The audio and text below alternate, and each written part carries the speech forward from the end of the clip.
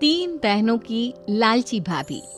करिश्मा, रेशमा और मनीषा तीन बहनें हैं। उनका एक भाई भी है, मयंक। मयंक अपनी बहनों को बहुत प्यार करता है, लेकिन मयंक की पत्नी सविता इस मामले में मयंक से बिल्कुल ही अलग है। वो अपनी ननदों का जितना बुरा कर सकती है उतना बुरा करती ही रहती है और अपनी ननदों पर हुक्म भी चलाती है। करिश्मा, करिश्मा, तुमने अभी तक नाश्ता नहीं बनाया? तुम्हारे भैया को ऑफिस जाने में देर हो रही है। हाँ भाभी, बस अभी बनाती हूँ। करिश्मा, तुम ये ढीलापन छोड़ दो। कल को पराये घर जाना है। वहाँ अगर तुम इस तरह से काम करोगी तो लोग क्या कहेंगे कि माँ ने और भाभी ने कुछ सिखाया नहीं। और तुम्हारी दोनों बहनें कहाँ है? रेशमा मार्केट गई है और मनीषा सो रही है। क्या? सुबह के 8 बज रहे हैं और ये महारानी अभी भी सो रही है? ये कहते हुए सविता अपनी सास दुर्गा देवी के पास जाती है। माँ जी, देख रही हो अपनी बेटियों के तौर तरीके? क्या हुआ बहू, सुबह सुबह क्या कर दिया मेरी बेटियों ने? अरे, एक तो अभी अभी उठकर किचन में गई है, दूसरी सुबह सुबह बाहर चली गई और तीसरी अभी तक सो रही है। क्या करूं मैं इन तीनों का? मैं तो परेशान हो गई हूँ। जा जाकर उठा उसे और रेशमा से मैं बात करती हूँ। सविता सीधा मनीषा के कमरे में जाती है और उससे कहती है, महारानी जल्दी उठो, सूरज सर पर आ गया है। भाभी, थोड़ी देर और सोने दो ना, मैं रात को लेट सोई थी। वो क्या ना, यूनिट टेस्ट चल रहे हैं। शराफत से उठती है या नहीं, या फिर पानी की भरी बाल्टी डालूं तेरे ऊपर? नहीं भाभी, मुझे बिस्तर में नहीं नहाना, उठती हूँ मैं। मनीषा जल्दी से उठकर बाथरूम में चली जाती है। सभी आराम से बैठकर नाश्ता कर रहे होते कि तभी रेशमा बाजार से हाथ में सामान लिए आ जाती है। रेशमा को देखते ही सविता उस पर बरस पड़ती है। लो, आ गई महारानी। ऐसा भी क्या सामान लाना था जो सुबह आंख मलते ही बाजार की तरफ रवाना हो गई? भाभी, कल आप ही तो चीख रही थी कि घर का सारा सामान मुझे ही लाना पड़ता है, घर में किसी को भी किसी काम से कोई लेना देना नहीं है। अब मैं बाजार जाकर सामान ले आई तो आपको इस बात से भी तकलीफ हो रही है? देख रही हो माँ जी, अपनी बेटी की जुबान कैंची से भी तेज चलती है। और मयंक, आप तो कुछ कहेंगे नहीं अपनी लाडली बहन को। रेशमा, अपनी भाभी से ऐसे बात नहीं करते।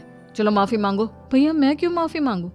आप भाभी से बोलिए ना कि हम पर कम हुक्म चलाया करे। हम इस घर की बेटियां हैं और आपकी पत्नी की ननद है, नौकरानी नहीं। लो, कर लो बात। इनकी भलाई के लिए कुछ भी बोलो तो इन्हें बुरा लग जाता है। इस घर में यही इज्जत है मेरी। देख लो माँ जी, आपकी बेटी किस लहजे में मुझसे बात कर रही है। सविता वहाँ से चली जाती है। मयंक को बहुत गुस्सा आता है, वो भी वहाँ से चला जाता है।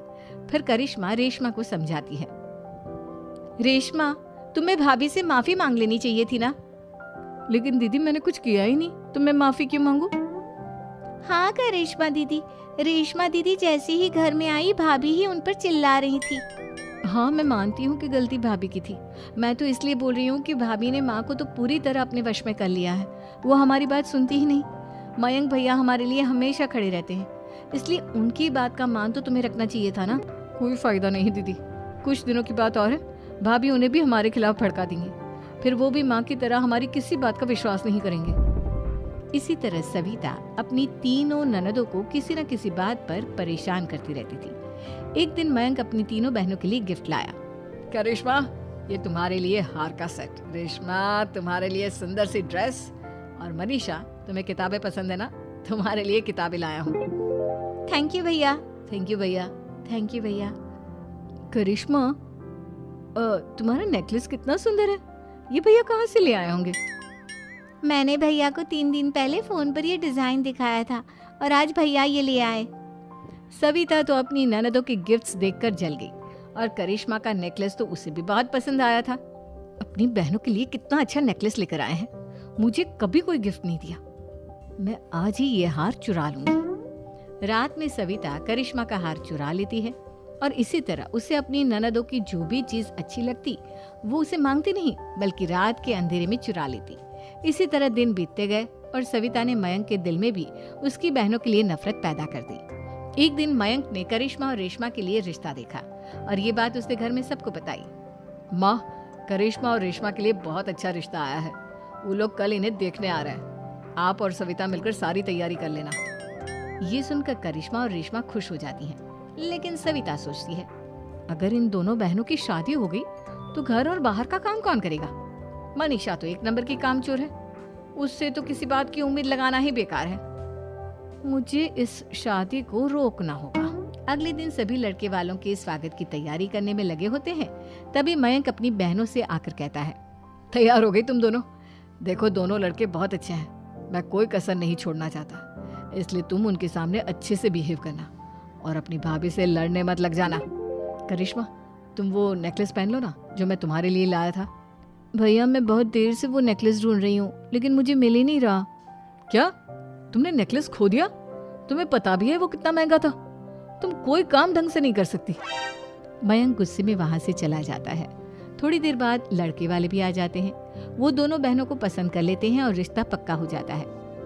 लेकिन सविता के दिमाग में तो कुछ और ही खिचड़ी पक रही थी।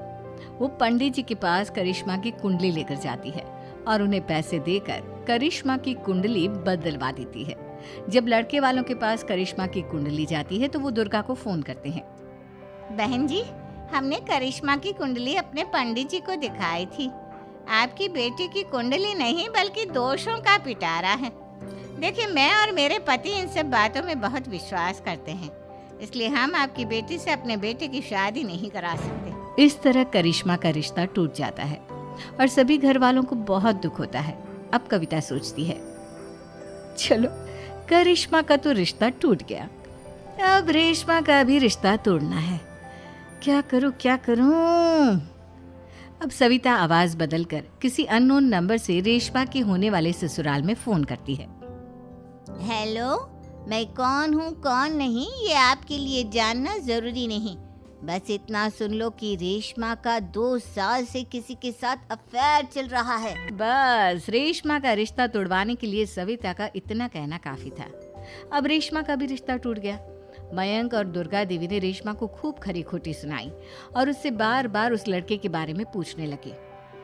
आप दोनों मुझे क्यों परेशान कर रहे हो? अरे कोई लड़का होगा मेरी लाइफ में तो मैं बताऊंगी ना, जब कोई है ही नहीं तो कहाँ से लाऊं मैं कोई लड़का? तो तेरे होने वाले ससुराल वालों को फोन किसने किया था? माँ मैं नहीं जानती किसने फोन किया था, मैं सच कह रही हूँ। मैं तो पहले ही कह रही थी इसकी लगाम खींच कर रखो, लेकिन मेरी सुनता ही कौन है।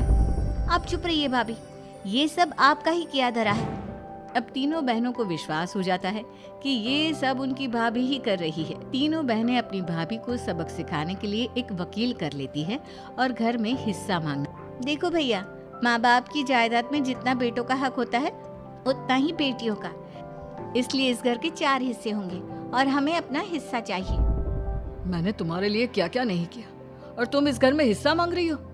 भैया, आप और माँ हम बहनों की कोई बात नहीं सुनते हो और भाभी हमारी शादी नहीं होने देगी क्योंकि उन्हें लगता है कि आप हमारी शादी में ज्यादा पैसा लगाओगे और उन्हें हम जैसी फ्री की नौकरानी कहाँ मिलेगी। तो हम भाभी के साथ तो रह नहीं सकते, हम बहनों को अपना हिस्सा चाहिए। अरे तुम्हें शर्म आनी चाहिए अपनी भाभी पर ऐसा इल्जाम लगाते हुए। वो तुम्हारे बारे में कितना सोचती है। हाँ माँ, भाभी हमारे बारे में बहुत सोचती है। दिन रात बस यही सोचती रहती है कि किस तरह से अपनी तीनों ननदों को परेशान करूं और कभी मुझे पढ़ने भी नहीं देती। दोनों बहनों का रिश्ता भी तो इन्होंने ही तोड़वाया है और रात में हमारे कमरे में आकर हमारी चीजें भी चुराती हैं। इसी तरह सविता की तीनों ननदें अपनी बात पर अड़ी रही। अब कोर्ट में तारीख भी शुरू हो गई। जब सविता को लगा कि उसकी तीनों ननद इतनी आसानी से नहीं मानने वाली, तो उसने अपने पति और सास को सारी सच्चाई बता दी और अपनी तीनों ननद से माफी मांगी। मयंक और दुर्गा को भी अपनी गलती का एहसास हो गया। अब सविता खुद करिश्मा और रेशमा के लिए अच्छा रिश्ता ढूंढती है और उनकी शादी करवाती है।